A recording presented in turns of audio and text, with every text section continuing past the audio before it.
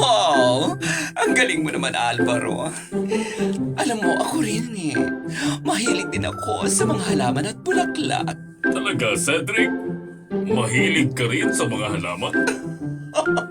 Oo naman, Alvaro.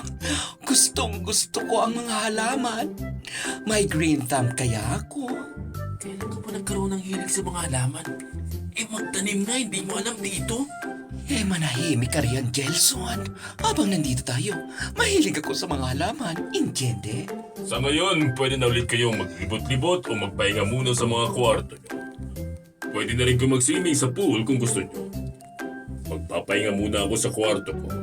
Kung may kailangan kayo, sabihin lang ninyo kina Mang Romano o Aling Elvira. Sige, Sir Alvaro. Salamat ah.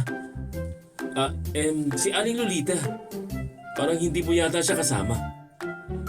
Nagpapahinga si Inay sa kanyang kwarto. Kaya hindi niya kayo mahaharap ngayon. Excited na ako mag-swimming. Tara na, guys. Lumusong na tayo sa pool.